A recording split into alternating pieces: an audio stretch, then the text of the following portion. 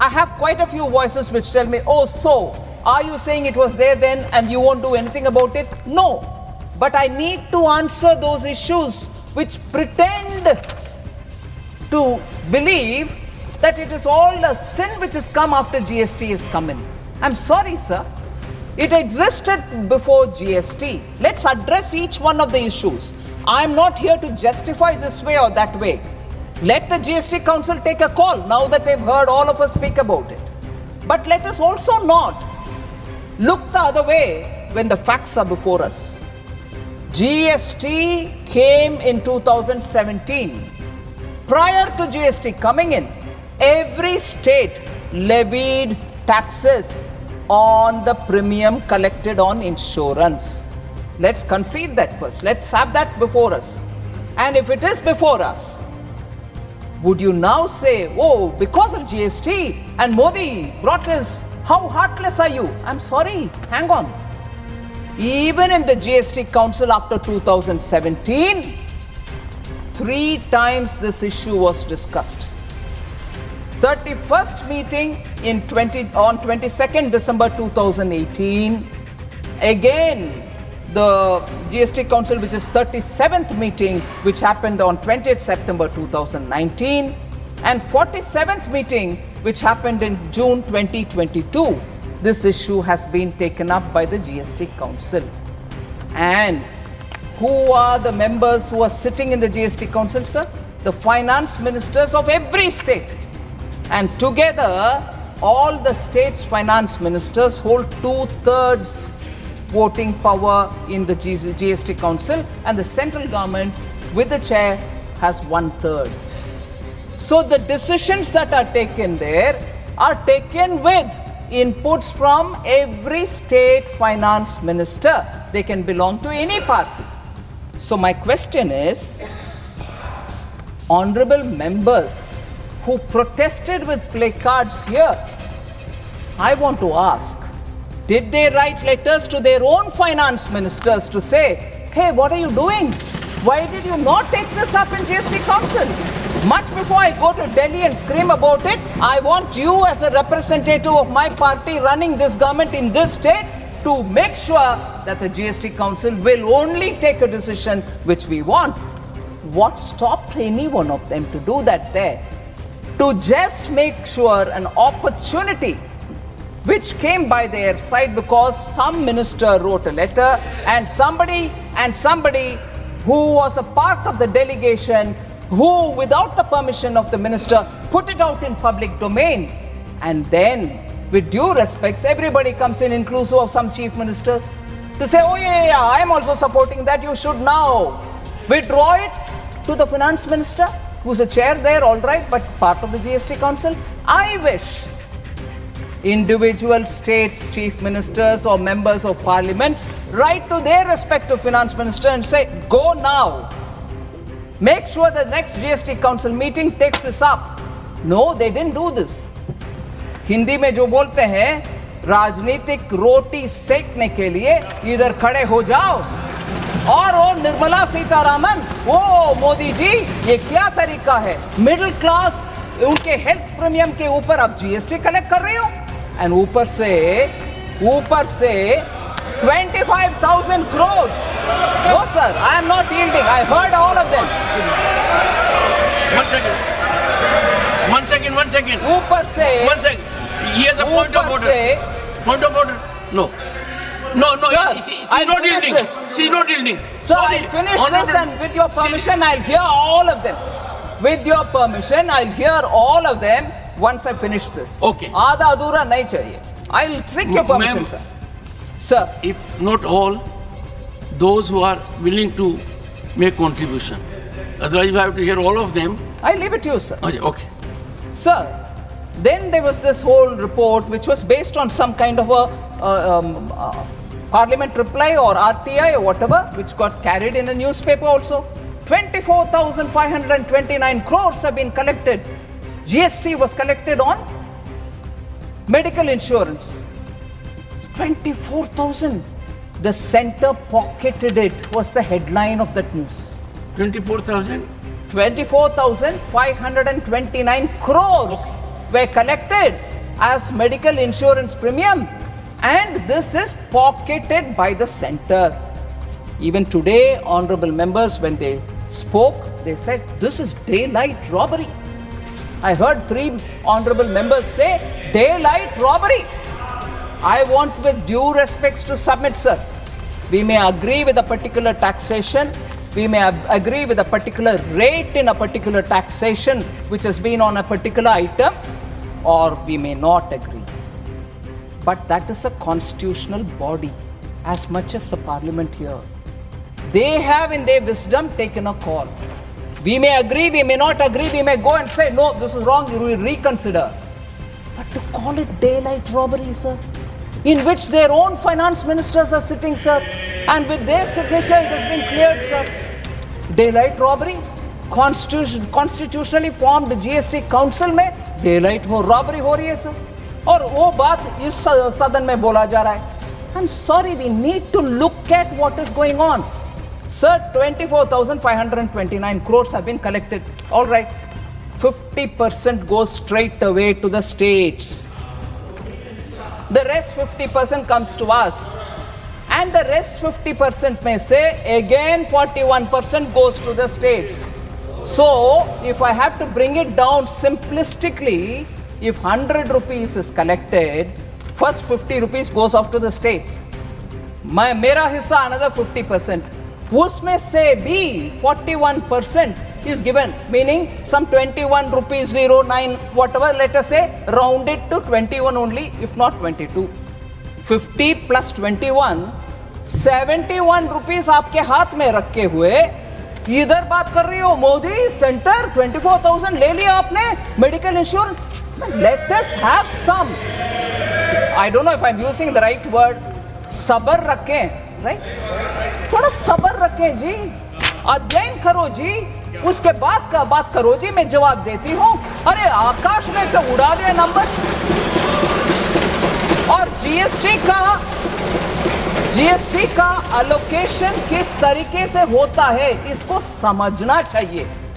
सीधा इधर आपके ही फाइनेंस मिनिस्टर को बाईपास करते हुए पूरा पार्लियामेंट के ऊपर हमला. Parliament cannot bypass GST Council and say, oh, acha. They also, then some people come saying, bring in this finance bill an amendment that this 18% will be brought down.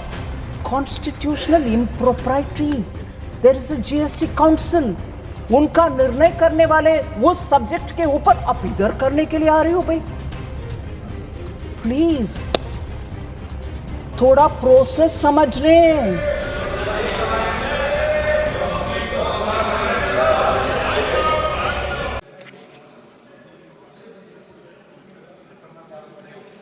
Srimati Nirmalasitharaman to reply the combined discussion on Jammu and Kashmir Appropriation Number 3 Bill 2024 and the Appropriation Number 2 Bill 2024, which was completed yesterday, and the discussion on the Finance Number 2 Bill 2024. Honorable Finance Minister. Thank you very much, sir. So have you, just as you've rightly pointed out, it is a reply which is addressing those points which have been raised during the debate on 3 different bills. One is the Jammu Kashmir Appropriation Bill number 3, and also the Appropriation Bill number 2, which has come from the Rajya Sabha, together with the Finance Bill 2024.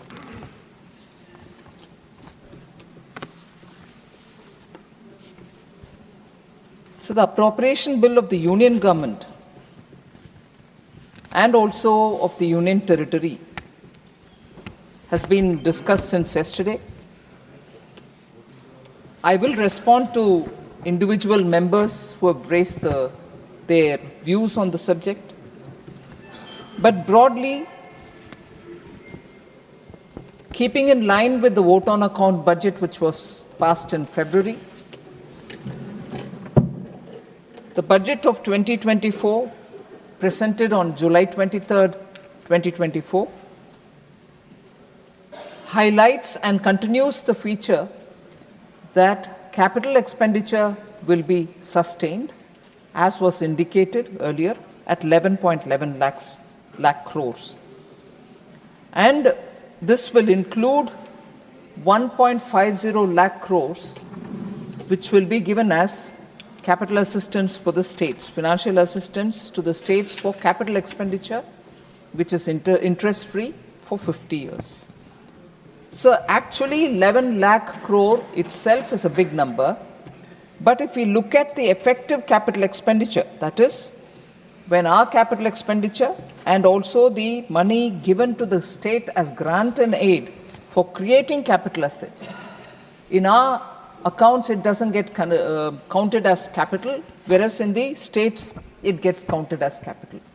So if I were to look at both the capital assets, therefore, effective capital expenditure can be pegged at 15.02 lakh crores or 18% over 23-24. So we are continuously, since after COVID, emphasizing and spending higher and higher amounts in capital expenditure, partly answers the questions which was raised by Jairam Ramesh later. I have 4 issues, you answer on them.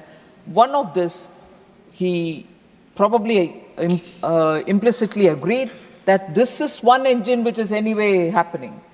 But that engine is happening in full throttle. And as a result of which, it has a bearing on the private investment, on consumption, and in a way also helps in pumping exports.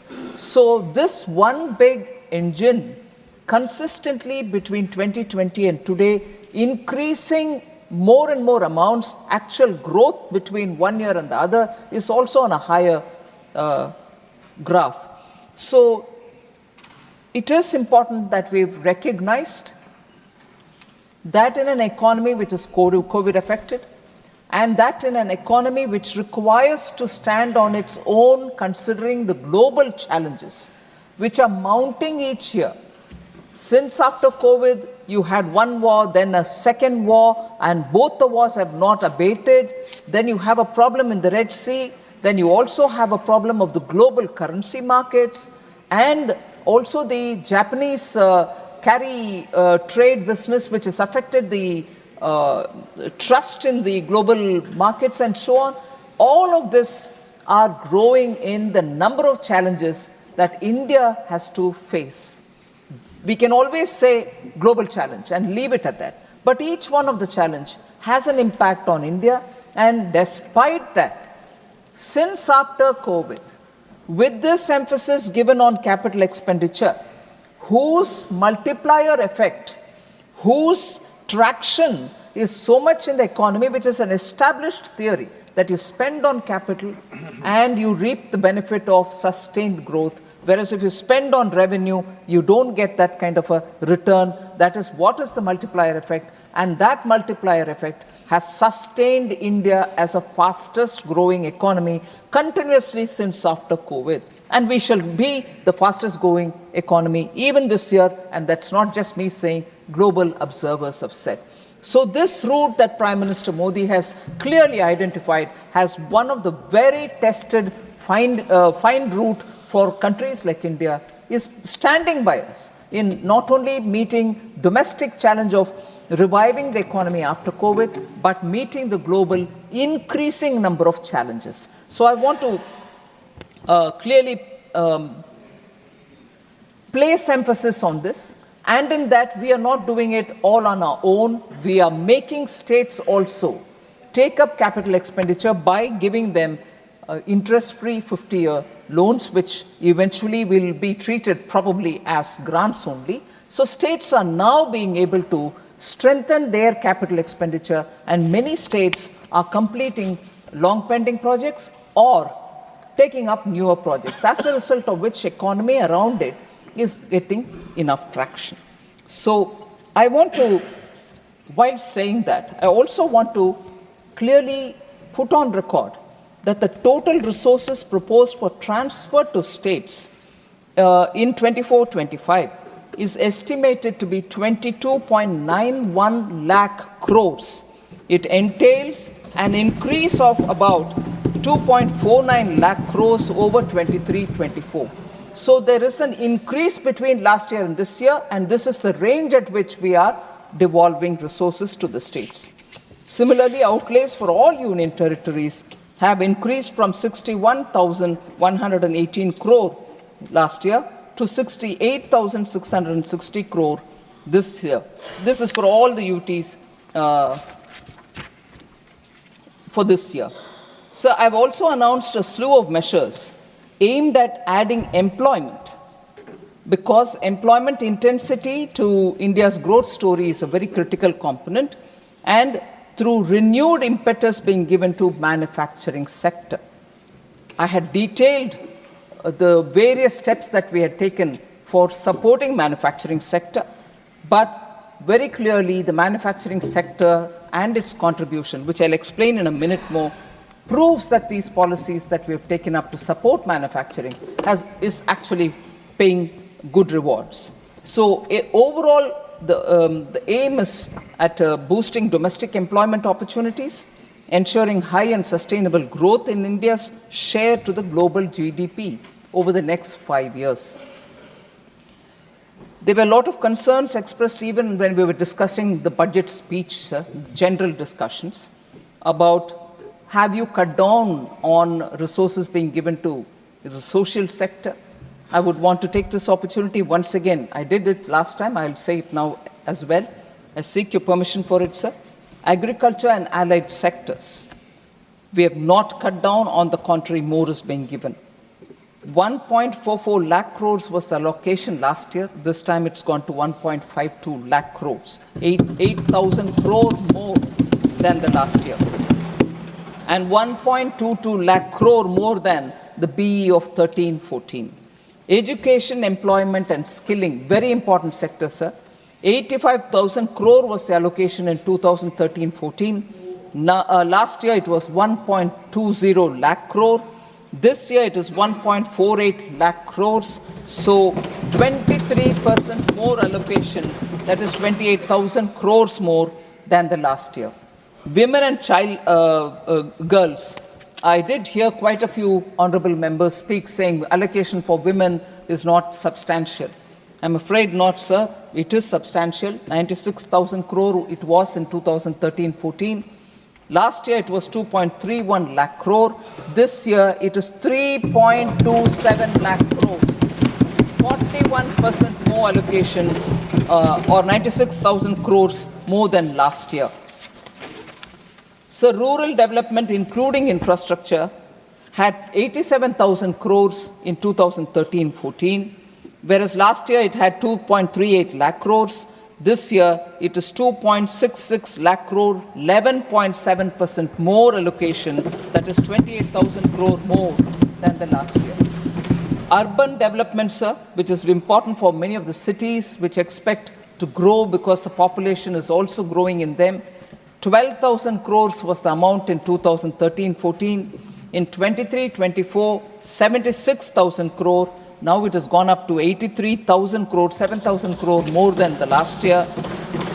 Health and social welfare, sir, on which a lot of members have expressed concern. 72,000 crores it was in 2013-14.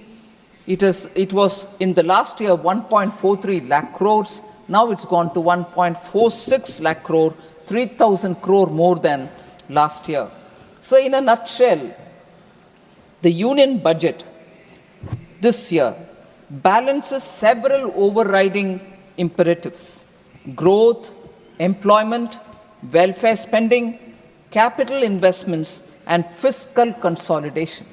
We've tried to balance all these without compromising on any one sector, and I'm glad to say, eventually, even on fiscal consolidation, we've kept our word up, the word given in 21, that there will be a glide path for fiscal deficit management, and that has been kept up. We have kept the word, and therefore, the balancing of these very... Honorable members, It is now 6 p.m. If the House so agrees, we may sit beyond 6 p.m. today till disposal of the appropriation bills and the Finance Bill number 2, Bill 2024, and special mentions. Do I have leave of the House to extend the sitting beyond 6 p.m.? Honorable Finance Minister, please continue. Thank you, sir. So we've tried balancing all these overriding imperatives, and I think if honorable members would recognize that given our constraints, we have tried maintaining the balance, and we've, I would think, succeeded in maintaining that balance. Sir, the creation of the internship opportunities that we've brought in for first-time job seekers and the skill development, I would think very critical this year, leading towards the first few steps leading towards Vikasit Bharat in 2047. Sir, augmentation of the social sector spending with a thrust on human development and comprehensive social security, particularly for the disadvantaged sections of our society, is something which I'll again draw your attention. So the two guiding principles, if I can summarize it that way, are social inclusivity of people from all strata and equitable development of all regions by adopting a whole-of-nation approach. And that is what I think would address the high aspirations and expectation of our people. So if I can quickly summarize on the budget for Jammu and Kashmir, sir, the important point which I would place on record, which people who have gone through the budget will realize, that the health, fiscal health of the state is coming on the groove from where it was earlier. It required a lot of management by the administration. We have definitely taken the burden of managing the state police's expenditure, and substantial financial support for a state of 17,000 crore in this budget has been extended. As a result of these kind of steps that we've taken, sitting with the UT Jammu Kashmir authorities, I can tell you that the fiscal deficit of the GSDP is estimated to fall to about 3% in 24-25, which is remarkable, I would think, and I would appreciate the officials who are managing the economy in J&K to have completely removed the legacy problems that they had and to get the economy on course. I think they have done remarkable, very detailed, going to detailed kind of a work, and J&K administration therefore requires one word of appreciation from this august House.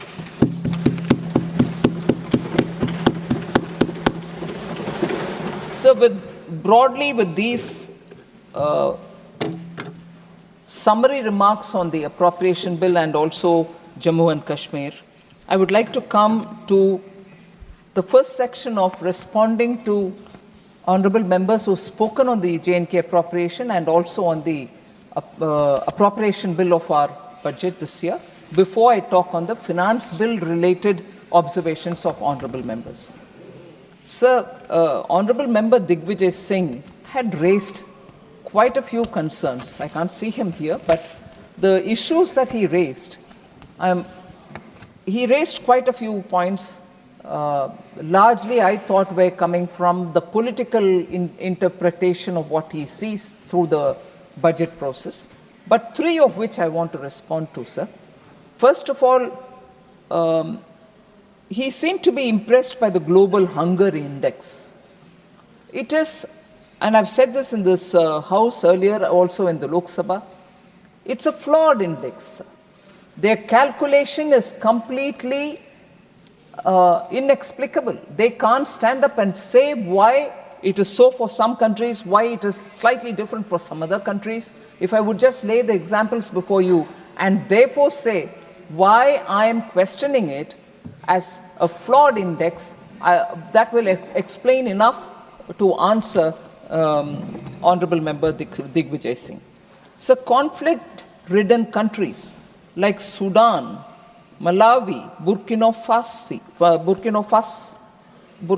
Faso, and Mali are all higher than us in the index. Pakistan too is higher than us in the index. Nothing wrong with countries being above us if they have to be there, and I don't grudge it. But then they are higher than us, knowing very well the economies there have serious basic problems. The index does not explain as to how these countries are higher. And when we say we've taken care of feeding the poorest of the poor and not getting into the numbers, because they would say, oh, 80 crore of your people are poor. I'm not getting into that. But ensuring that nobody remains hungry, we have ensured distributing grains for 80 crore people since 2020. And it seems that the global hunger index has not taken that on board. Whereas when people are standing, the poorest of poor people are standing for corn and starch flour in Mali, in queues, and also for atta in Pakistan, that economy seems to be defeating global hunger index lower rankings and going up, whereas we are put somewhere below. So I would want to highlight to Honorable Member Digvijay Singh that you please question based on studies that you do in this country, and we are willing to answer, but this index is flawed. The global hunger index is flawed. Now, the recent report, National Family Health Survey, that is 2019-2021, the nutrition indicators for children under 5-year-old have improved compared with NFHS 4. This is NFHS 5 that we are talking about. NFHS 4, which was the period to which it relates is 2015-16, whereas this one that I'm talking about is 2019-21. Stunting has reduced from 38.4% to 35.5% in India. Wasting among children, wasting has reduced from 21.0% to 19.3%. Underweight prevalence has reduced from 35.8% to 32.1%. These are very, very riveted numbers, which if we have to remove and bring them lower, a lot of effort is required. These are very, very entrenched numbers. But now these numbers are showing that there is a clear sign of coming down. It is because of nutrition reaching these families, and therefore this hunger index has got to be reviewed, and I wouldn't want Honorable Member Digvijay Singh to rely so much on a flawed index. Sir, the next issue that he also highlighted was net financial household savings are lowest. So I want to highlight the fact that country is witnessing a lot of change in terms of smart portfolio diversification. Small savings are also finding portfolios which are giving them better returns. So they may not be sitting in a post office, or they may not be sitting in a public sector bank, a savings account, or small-time fixed deposit. They are finding different portfolios which are giving us probably better returns. Every individual decides for themselves.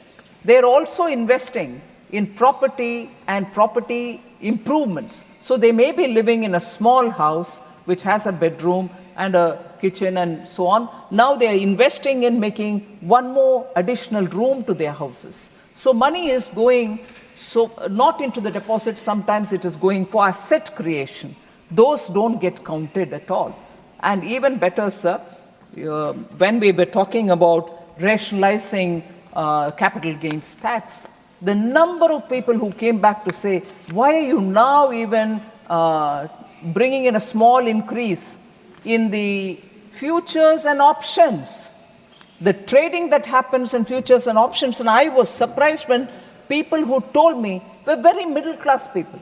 I said, futures and options, you'd expect people who have that kind of a disposable income to trade in futures and options. But people have become smarter. they are able to make sense of it, they are better informed even probably to put money there and get smaller returns for themselves. And therefore today, small saving is alone not the portfolio. People have found different portfolios which are helping them.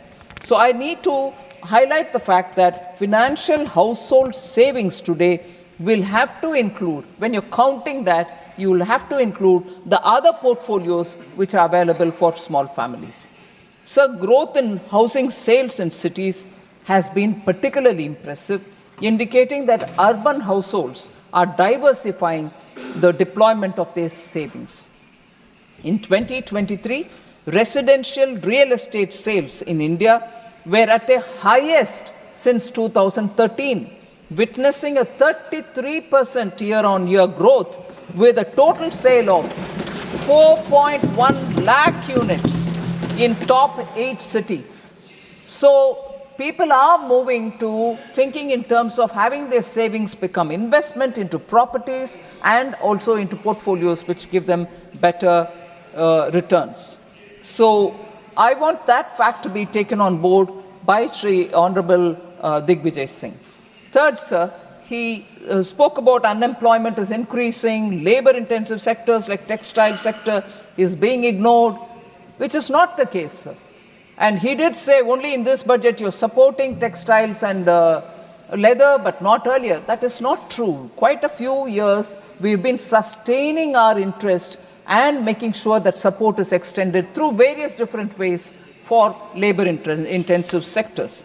While I can go about telling about what is the periodic labor force survey saying on how the employment numbers are going up, unemployment coming down, but I will use this example of supporting women in the workplace, which we have done, which is showing result. So if women's data is improving, you can safely assume that men's data equally is going up. If I were to say the reverse, it may not be holding good. But female enrollment in higher education has increased by 32% since 2014-15. Women's labor force participation has risen to 37% in 22-23 from 23.3% in 17-18. This increased participation of women in the labor force has reversed the steady decline that was observed during the UPA era. To sustain this momentum, this budget has allocated more than 3 lakh crores to schemes benefiting women and girls. Also, sir, in collaboration with industry, we will set up working women's hostels, establish creches, organize women-specific skilling programs, and promote market access for women SHG entrepreneurs. So, Honorable Member Digvijay should actually look at various different sources before he has reasons to believe what he said, sir. I would direct his attention towards that. So I've tried, therefore, to address issues raised on unemployment by very many different members. I'm not naming them. I have a list here. Social sector public spending. And also, I think even during the budget speech, I did say that concern of few members that attention is going only to some states and not other states. I think I've dispelled that, but these issues have been addressed. Now I come to talking about the finance bill, sir. I'll give a brief opening remark and then go to talking about specific issues which honorable members have raised. So this finance bill has actually very clear route. It's ambitious. We've tried to create a taxation system that is simple, that is equitable, and easy to administer.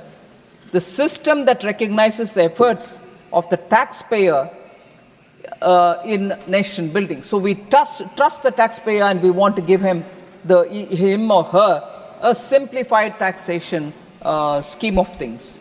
So the revenue proposals which have been brought in here focus on two areas.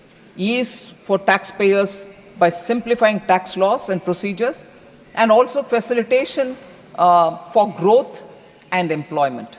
So largely the debate on finance bill has been confined to you're not doing enough for the middle class. So I just want to highlight the specific steps in this budget and also the one before, actually also inclusive of the fiscal measures that have been taken in the finance bill.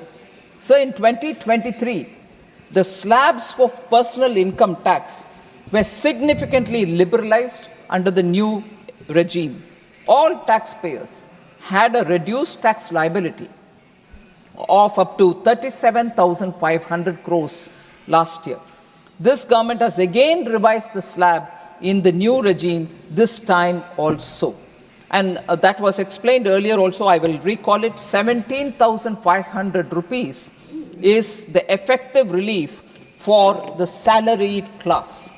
Standard deduction for salaried employees has also been increased from 50,000 to 75,000 in this finance bill. Deduction on family pension for pensioners is proposed to be enhanced from 15,000 to 30,000 rupees. For salaried employees, deduction on employers' contribution in case of employees in private sector, which was missing all these years. Public sector employees had it, but private sector employees will get it now. And public sector banks opting for new tax regime has been raised from 10% to 14% in this budget. So I just want to highlight the fact, sir. Compared with very many developed economies, which have actually increased the tax rates, despite the pressure from COVID times, we have actually reduced the burden on middle class substantially. Effective tax, sir, on an income of 15 lakhs is reduced to 10% in 2023 under the new regime and has been further reduced this year. So I want that number to be clear for people who are earning 15 lakhs since the last budget to this one. The effective tax is only 10%. So this is a clear middle class friendly approach by using the new tax regime. Sir, even as I was coming here, in the afternoon, I had a young journalist tell me, "Ma'am, thank you very much." I said, "For what?" She said, "I got my refund this time within a week." The former CBDT chairman is here, reporting to you, as you said yesterday, reporting to you. Refunds have been systematically in the last few years one of the biggest things which the CBDT has handled. And continuously from last 3 years, we are each year improving our performance. That today, I had this young journalist tell me, I was anyway going to tell the honorable members of this House that from 93 days in 2013-14, the time which took for refunds to reach people, it is today only 10 days. You pay the tax within 10 days, you get the refund that is due to you. I would also like to remind, sir, from the days of tax terrorism and rent seeking, today we have a faceless regime which has infused confidence in the minds of the taxpayer. And we trust the taxpayer in that he should just fill up the pre-filled forms which comes to him and his returns are filed. We also periodically come up with Vivad Se Vishwas schemes which are aimed at reducing litigation so that all the pending litigation can be cleared and demands also can be removed. So this has brought relief to a lot of taxpayers, particularly the MSMEs, individuals and small corporations. Sir, this budget, small, old, petty and unverified tax demands of 90 lakh taxpayers were removed from the records as announced in the interim budget 2024. 90 lakh taxpayers pending demands, unverified tax demands have all been removed. Actually, this corresponds to 1.1 crore entities. So that's the kind of relief, and this largely benefits the middle class. Angel tax was removed, sir. I don't need to go into it. It was brought in 2012. We tried doing several things to make it softer. rather than that kind of a exploitative tax, which is what was the Congress Party's description of angel tax was. They brought it in so they should know about it, and they said it is exploitative. We have removed it. So, sir, we've also announced in this budget a comprehensive review of the Income Tax Act in this budget. It's not going to be forever. 6 months is the time I've given them. Within 6 months, we should have a simplified version, which after due consideration will obviously be brought to this House, and members will be briefed on it, and the approval will be sought. Sir, a monetary limit for filing appeals related to direct taxes have also been enhanced so that small amounts, small demands are not getting too frequently going on appeals. So whether you're going in front of the tax tribunal, high courts or Supreme Court, the amounts have been enhanced. 60 lakh is the amount now, which was earlier 50 lakhs for the tax tribunals, 2 crore for the High Court now, earlier it was 1 crore, and 5 crores to the Supreme Court, earlier it was 2 crores respectively. So this will, I hope, reduce litigation and promote ease of doing business. Sir, there are also one very good news I want to say. As a consequence of the proposed upward revision of monetary limits in Finance Bill 2024, which is what I explained a minute ago, a total of 7,754 appeals, 1,044 appeals pertaining to indirect taxation, and about 6,710 appeals of direct tax are likely to be withdrawn from the various judicial fora, whether it is Supreme Court, High Court, or CESTAT, or ITAT. We are going to withdraw all of them. So that will directly give relief to a lot of small businesses and middle class people. This is about direct taxation, sir. Just quick 2 points on the indirect taxation. On the customs side, we aim to boost domestic production and enhance export competitiveness by reducing duties on raw materials, inputs, particularly for the labor-intensive sectors, so that their products can become cost-effective. Rate cuts on certain inputs for labor-intensive industries, such as leather and textile sector, is also noteworthy, sir. Exemption and reduction on 27 critical minerals, such as lithium, cobalt, etc., have been brought in because we want to strengthen our strategic autonomy. Duty rate cuts on precious metals. That was also one of the questions which some honorable members said, why did you want to cut duty on platinum, and whereas you're increasing it elsewhere? We're not increasing anywhere. But platinum we had to, because it is part of the gems and jewelry trade, which is of a big export earning. So it is not just the platinum, but because it moves along with precious metals, we had to deal with platinum this time. So bringing it down is along with gold, because normally because of certain blending of precious metals, platinum also goes with that basket of precious metals. So on the capital gains, I think much has been said, much has been heard. I just want to say one line.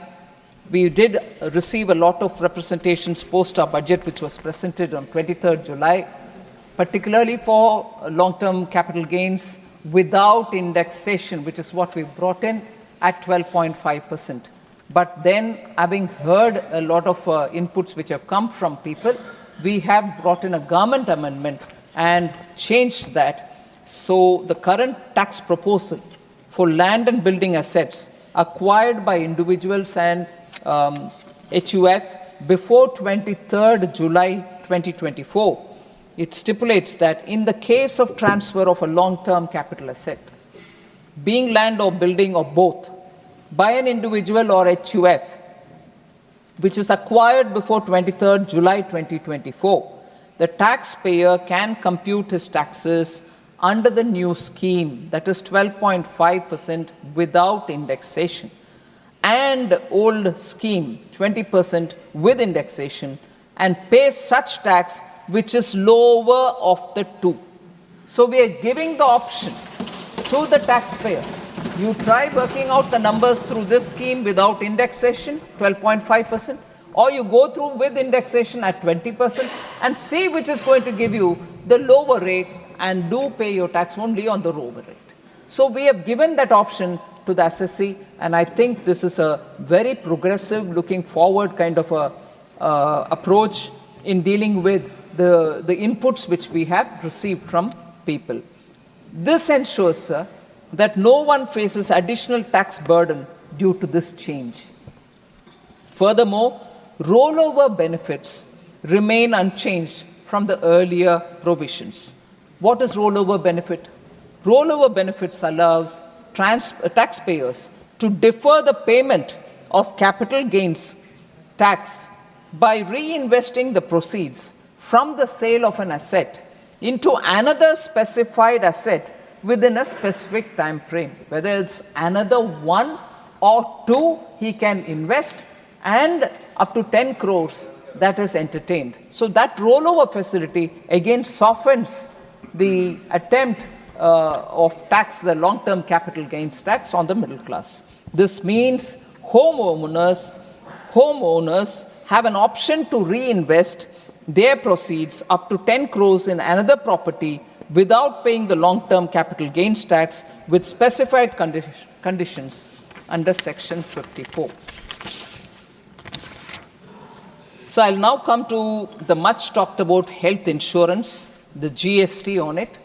I did mention in detail in the Lok Sabha when I spoke about it, but I will say it for the honorable members who have raised it in this August House as well. Sir, it was a bit disappointing to see a matter which is entirely in the realm of GST Council is, sorry? Are you yielding? No, sir. I'm speaking, sir. Sir, actually, it is in the realm of the GST Council. No way by protesting here or telling that the finance minister should do it, the seriousness of what we are talking can be missed out. The seriousness of protest is substituted for reflecting. Sir. In this house, we reflect and contribute. And therefore, I would like to give the facts before this August House, sir. The point is, I had to say this and I will say it. Before GST 2, medical insurance premiums were taxed. I have quite a few voices which tell me, oh, so are you saying it was there then and you won't do anything about it? No. But I need to answer those issues which pretend to believe that it is all a sin which has come after GST has come in. I'm sorry, sir. It existed before GST. Let's address each one of the issues. I'm not here to justify this way or that way. Let the GST Council take a call now that they've heard all of us speak about it. But let us also not look the other way when the facts are before us. GST came in 2017. Prior to GST coming in, every state levied taxes on the premium collected on insurance. Let's concede that first. Let's have that before us. And if it is before us, would you now say, oh, because of GST and Modi brought this, how heartless are you? I'm sorry, hang on. Even in the GST Council after 2017, 3 times this issue was discussed. 31st meeting on 22nd December 2018. Again, the GST Council, which is 37th meeting, which happened on 20th September 2019. And 47th meeting, which happened in June 2022. This issue has been taken up by the GST Council. And who are the members who are sitting in the GST Council, sir? The finance ministers of every state. And together, all the states' finance ministers hold 2/3 voting power in the GST Council, and the central government, with the chair, has 1/3. So the decisions that are taken there are taken with inputs from every state finance minister. They can belong to any party. So my question is, honorable members who protested with placards here, I want to ask, did they write letters to their own finance ministers to say, hey, what are you doing? Why did you not take this up in GST Council? Much before I go to Delhi and scream about it, I want you as a representative of my party running this government in this state to make sure that the GST Council will only take a decision which we want. What stopped any one of them to do that there?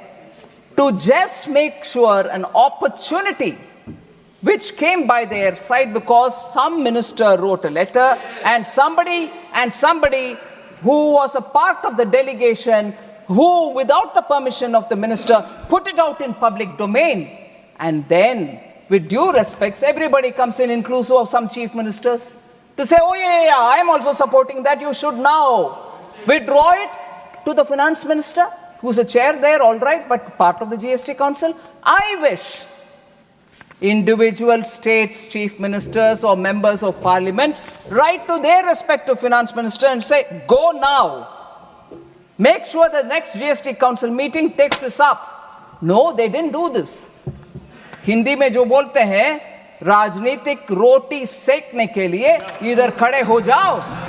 और वो निर्मला सीतारामन, वो मोदी जी, ये क्या तरीका है? Middle class उनके health premium के ऊपर आप जीएसटी कलेक्ट कर रही हो, एंड ऊपर से 25,000 crores. No, sir, I am not yielding. I heard all of them. One second. ऊपर से. One second. He has a point of order. Point of order. No. Sir, she's not yielding. She's not yielding. Sir, I'll finish this and with your permission, I'll hear all of them. With your permission, I'll hear all of them once I finish this. Okay. आधा अधूरा नहीं चाहिए. I'll seek your permission, sir. Sir. If not all, those who are willing to make contribution. Otherwise, you have to hear all of them. I'll leave it to you, sir. Okay. Sir, then there was this whole report which was based on some kind of a parliament reply or RTI or whatever, which got carried in a newspaper also. 24,529 crores have been collected. GST was collected on medical insurance. 24,000. The center pocketed it, was the headline of that news. 24,000? 24,529 crores were collected as medical insurance premium. And this is pocketed by the center. Even today, honorable members, when they spoke, they said, this is daylight robbery. I heard 3 honorable members say, daylight robbery. I want with due respects to submit, sir. We may agree with a particular taxation. We may agree with a particular rate in a particular taxation which has been on a particular item, or we may not agree. But that is a constitutional body as much as the parliament here. They have in their wisdom taken a call. We may agree, we may not agree, we may go and say, no, this is wrong, you will reconsider. But to call it daylight robbery, sir, in which their own finance ministers are sitting, sir, and with their signature it has been cleared, sir. Daylight robbery, constitutionally formed GST Council में daylight robbery हो रही है, sir. और वो बात इस सदन में बोला जा रहा है. I'm sorry, we need to look at what is going on. Sir, 24,529 crores have been collected. All right. 50% goes straight away to the states. The rest 50% comes to us. And the rest 50% may say, again 41% goes to the states. So, if I have to bring it down simplistically, if 100 rupees is collected, first 50 rupees goes off to the states. Mera hissa another 50%. Usme se bhi 41% is given, meaning some 21 rupees 09 whatever, let us say, round it to 21 only, if not 22. 50 plus 21, 71 rupees आपके हाथ में रखे हुए इधर बात कर रही हो मोदी सेंटर 24,000 ले लिया आपने medical insurance. Let us have some I don't know if I'm using the right word, सबर रखें, right? थोड़ा सबर रखें जी, अध्ययन करो जी, उसके बाद का बात करो जी, मैं जवाब देती हूँ। अरे आकाश में से उड़ा दिया नंबर। और जीएसटी का एलोकेशन किस तरीके से होता है इसको समझना चाहिए। सीधा इधर आपके ही फाइनेंस मिनिस्टर को बाईपास करते हुए पूरा पार्लियामेंट के ऊपर हमला। Parliament can not bypass GST council and से अच्छा, they also, then some people come saying, bring in this finance bill an amendment that this 18% will be brought down. Constitutional impropriety. There is a GST council. उनका निर्णय करने वाले वो subject के ऊपर आप इधर करने के लिए आ रहे हो भाई? प्लीज थोड़ा प्रोसेस समझ लें।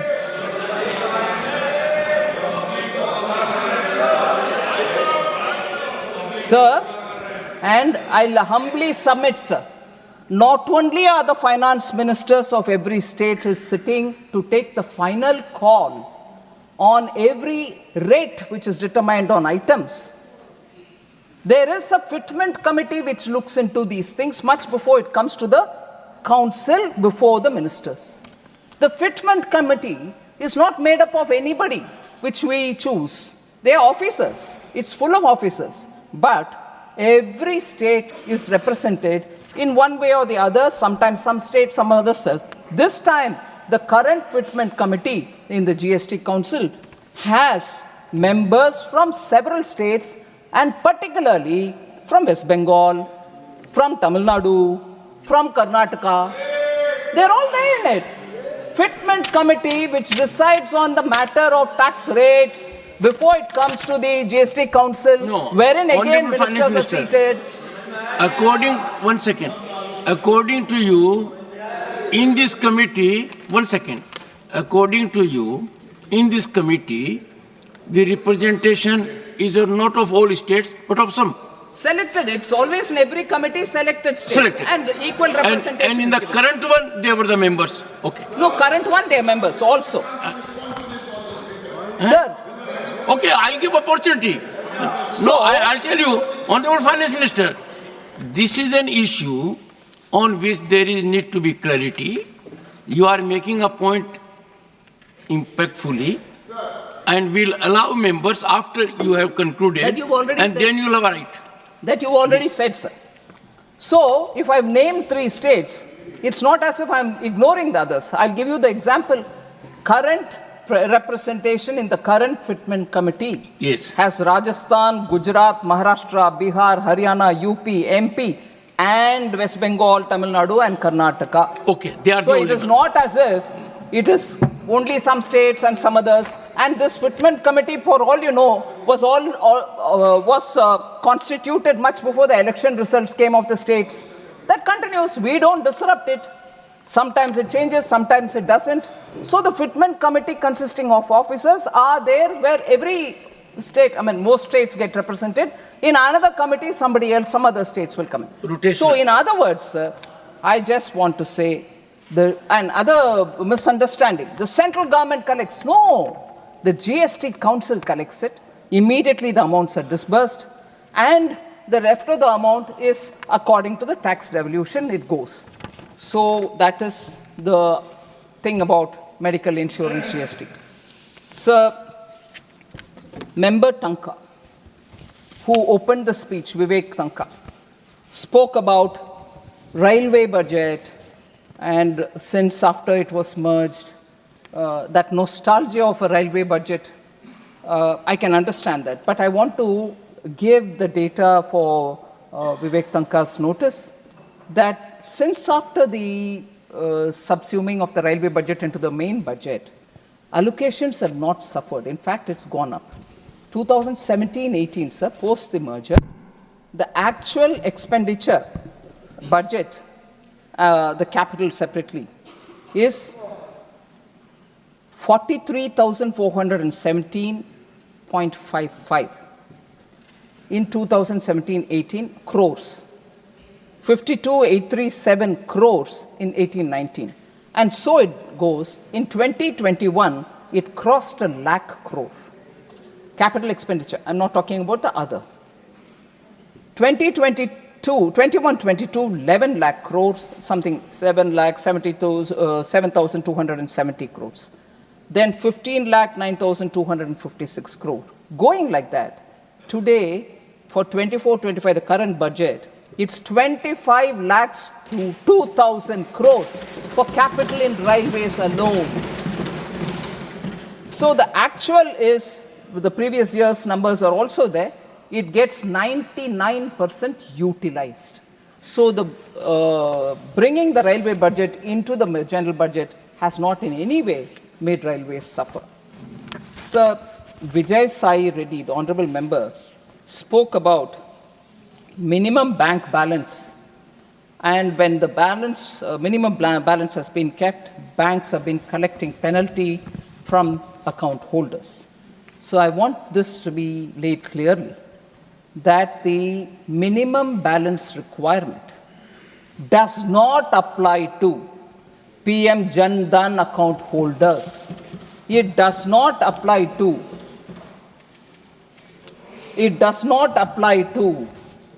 minimum basic savings bank deposit that people hold, Jan Dhan account or the basic savings bank deposit. Both of them do not have any basic minimum balance requirement. So if they didn't have, no penalties are levied on them. No charges are applied for non-maintenance of minimum balance by the Jan Dhan accounts. In addition, banks also open basic savings bank deposit accounts where no charges are levied for opening of accounts, and in these accounts also no minimum balance is required to be maintained. Let's be clear. So not small account holders are being penalized for not having minimum balance. That should be clear. There are around 65 crore the basic savings bank account holders in this country, including of 52 crore Jan Dhan accounts. So none of them are, 65 crores are not being touched for penalizing you didn't have minimum balance in the account. So, in addition to this, the minimum, the Jan Dhan account holders are also given accident insurance of 2 lakh rupees and also a RuPay card with no additional charge for the RuPay card. Overdraft facility of about 10,000 rupees is also extended to them. Not only are we not penalizing them for not having a minimum balance, but we also give them this facility. So for other types of saving accounts, of course, the banks will decide based on what their boards approve. So they are not the basic accounts, they are not the Jan Dhan accounts.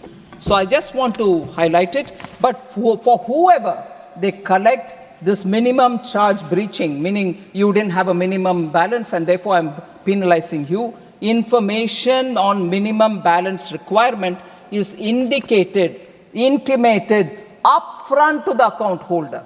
So it's not as if I can open a non-PM Jan Dhan account, a non-basic whatever account, and then say you didn't tell me but you're collecting minimum. No. Upfront I'm told your minimum balance requirement is this, you'll have to maintain it. If you don't, we'll penalize you. It is said upfront by the banks. The largest public sector bank, sir, State Bank of India, as per its board approved policy, does not apply any minimum balance charges at all. So let's put this in perspective. So then, Honorable Member Shakti Singh Gohilji had raised this issue about you increase customs on plastic used by common citizens. On the other hand, you reduce customs duty on platinum. On platinum, I've explained as to why the duty was reduced. But I want to highlight the fact that it is not on plastic that we have raised the custom duty. It's not plastic. We have raised it on the commonly used plastic item, BCD, remains unchanged. What has been raised? The basic customs duty has been increased from 10% to 25% only on PVC flex films that are used for making flex banners. Flex banners are made with flex PVC films. Only that has been the BCD has been increased. Why did we do that, sir? In fact, many states have already banned it. Andhra Pradesh and Maharashtra have already banned the use of PVC flex.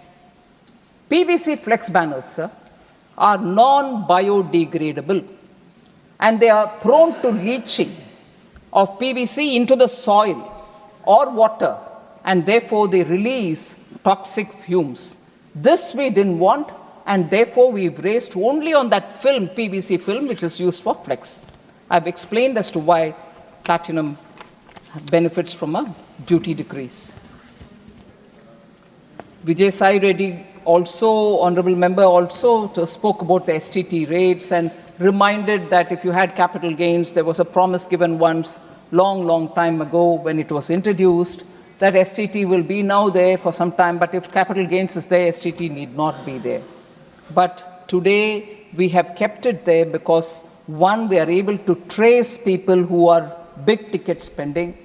It helps in tracking, and it also helps in widening the tax base. Because once you've levied a TDS or a particular tax, then when the opportunity comes to file your return, you'll anyway adjust this and file it. It's not an additional tax. But when you do this, you are able to bring people who are spending bigger amounts into the tax net. And that's why it continues. It's not for revenue consideration so much.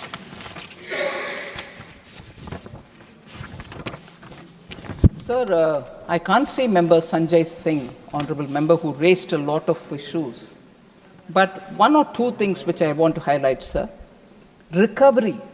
He expanded on haircuts, read a list of material. They are not classified material. They come out because NCLT puts it out or the resolution professional puts it out. They come out in public. We don't waive, and these are court processes. NCLT will have to stamp after the resolution professional decides on between the two parties as to how this will be executed. So recovery proceedings are part of a judicial process. The resolution plans are approved by a transparent judicial process. The defaulting promoter are not allowed to rebid for their own company, so that we don't have them coming through the back door and getting it for lesser price now. These are all preventing wrong business practices. So I would like to highlight that all the details of the various cases are already available in the IBBI portal. So over and above what he read out, Honorable Member Sanjay Singh can go to the IBBI portal and take all the detail. They are there for everybody to see. IBC actually has brought in a very big shift, paradigm shift, in the debtor-creditor relationship, sir, and it provides for a streamlined one-stop solution for resolving insolvencies, keeping in mind the spirit of IBC, which this Parliament has passed, is not take company towards liquidation, keeping them as going concerns. So when you're doing that, the resolution professional arrives at a number which is going to be helping that institution to run. And let me also say, sir, most of all these are a result of what happened through the phone banking. And we are trying to come and solve these problems so that banks which suffered, the twin balance sheet problem, which was all there between 2013-14, and to an extent even in 15, people telling us twin balance. Sorry, sir. I gave you a good relief. Regarding phone banking, Yes, sir. I inquired last time, but this time I avoided asking about oil bonds. I studied it myself. So that question was not raised, at least from the chair. Thank so you, sir. What are you saying now? This is new. Sir, I'm saying that when companies are on the verge of collapse and an IBC process brings in a resolution professional and decides the worth of the company and then puts it out for bidding or calls for tenders for the company to be taken over, the existing defaulting promoters never given a chance. After which, there are processes, like for instance, banks nowadays go through the process of giving the bad debt with a proper standard operating procedure to a company, the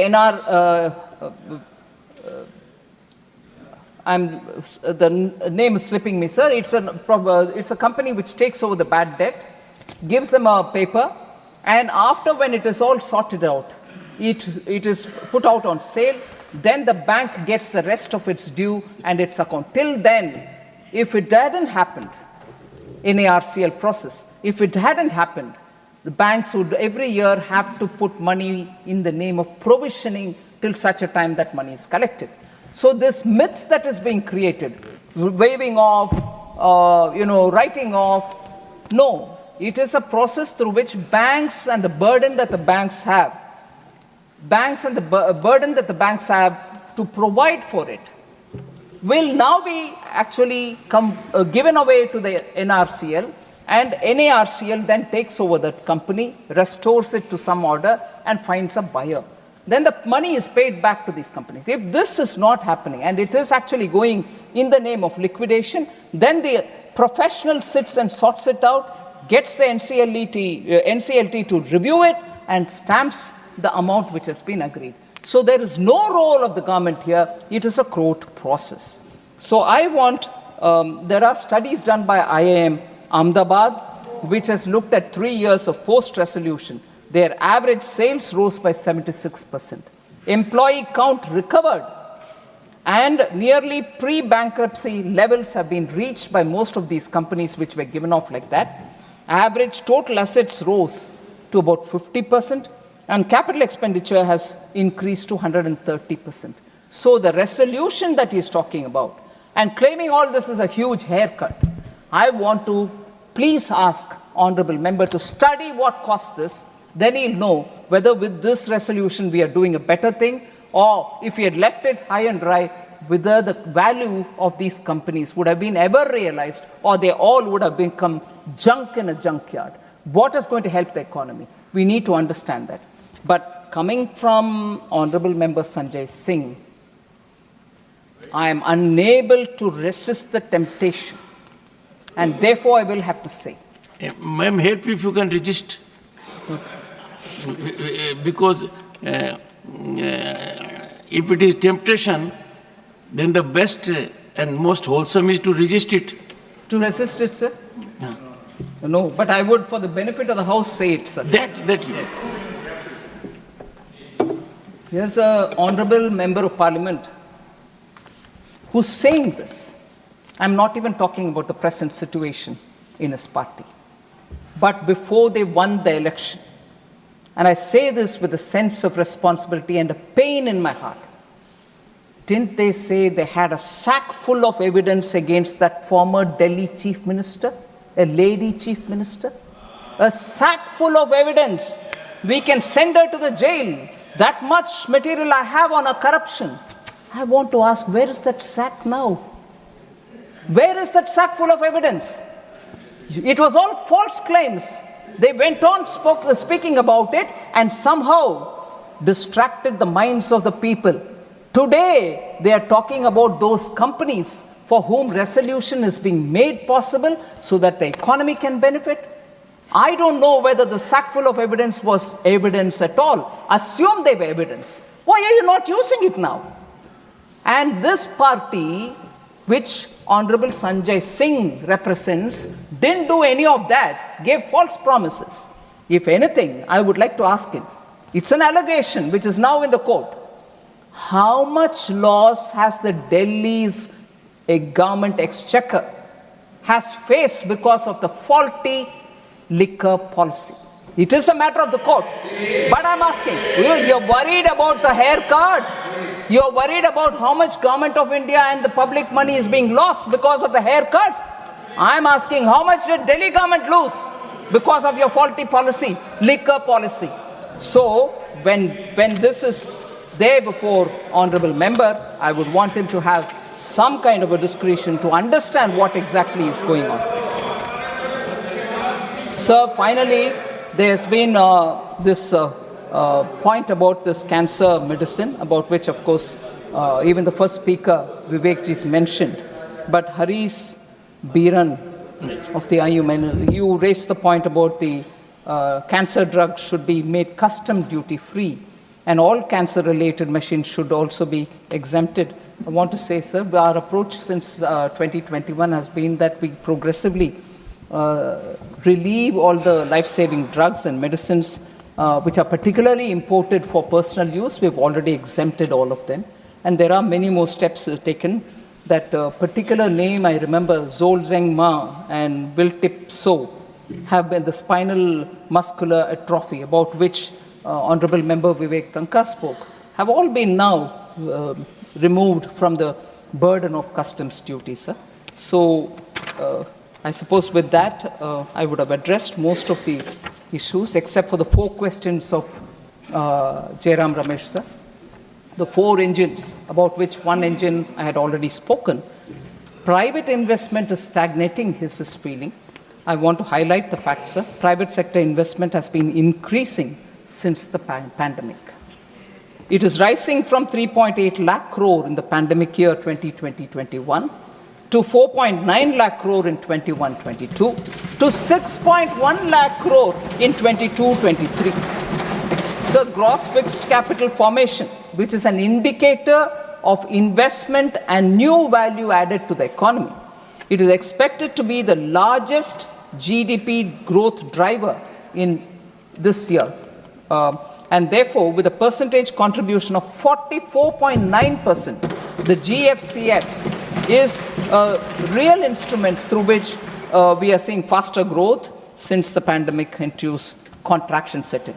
Also, sir, by private non-financial corporations, the gross fixed capital formation increased from 24.17 lakh crore in 21-22 to 28.95 lakh crore in 22-23.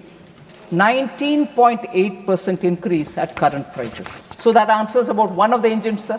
The other engine I had already spoken about. I'll talk about the manufacturing in particular. That is by itself, it is part of the engines which have to work. Gross value added at 14.3%, and in that is in February of financial year 23, and an output share of 35.2% during the same period. Manufacturing gross value addition grew by 9.9% in 23-24. So the high frequency indicators performance, such as the HSBC India Purchase Manager Index PMI for manufacturing, which has been expansionary for 36 consecutive months, which is 3 years, it is expanding in the expanding territory only. This has to be contrasted, sir, with the situation under the UPA, when manufacturing activity stagnated for 8 consecutive months in 2013, that is May 13 to December 13, it was only in contraction territory. Whereas now, we are seeing for 36 months, it is only in the expansion territory. And it is therefore no surprise, sir, that in the budget speech, interim budget speech of 2014-15, the year when elections happened and the regime was changed, meaning government was changed, the finance minister then had said, and I quote, "Manufacturing is the Achilles heel of the Indian economy. The deceleration in investment in manufacturing is particularly worrying," unquote. That's the quote then.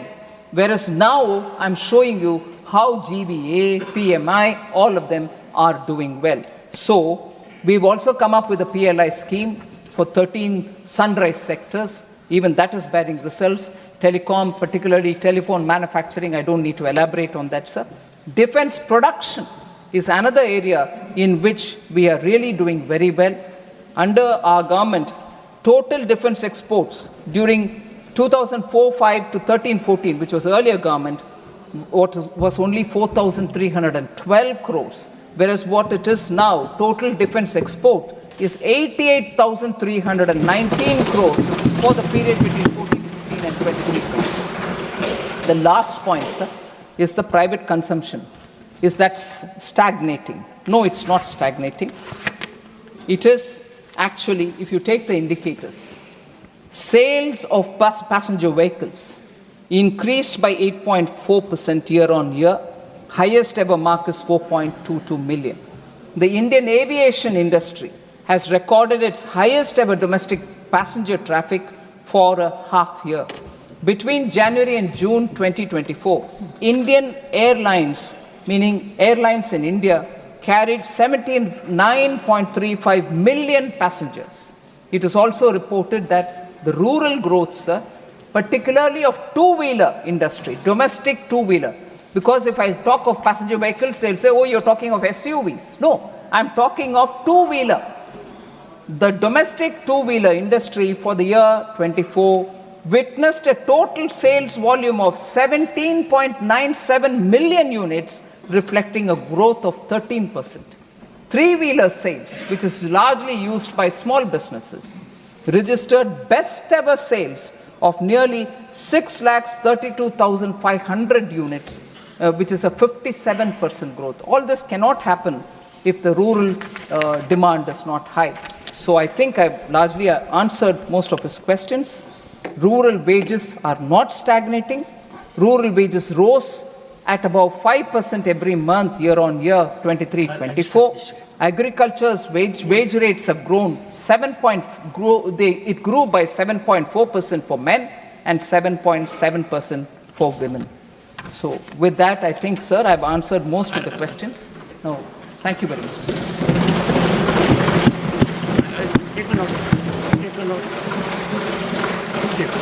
I have taken note of. I'll go. Honorable members, normal practice is that after there is reply, I go to the next item. Since the Honorable Minister has volunteered to respond to the issue related to levy of GST on policies, I will give that extraordinary permission with a caveat that this will not be a precedent. Otherwise, the good gesture of the Honorable Finance Minister will always be a problem for any chair that at that point of time, this was allowed. So before I call upon Derek O'Brien, sir, my request is specific pointed issue with respect to levy of GST on policies. Once, no, Arvind. Anyone disturbing, we have reached a consensus outside also. Anyone who disturbs a speaker forfeits several privileges. Please, only Derek O'Brien and the Honorable Minister to respond, no one else. I'll come to you.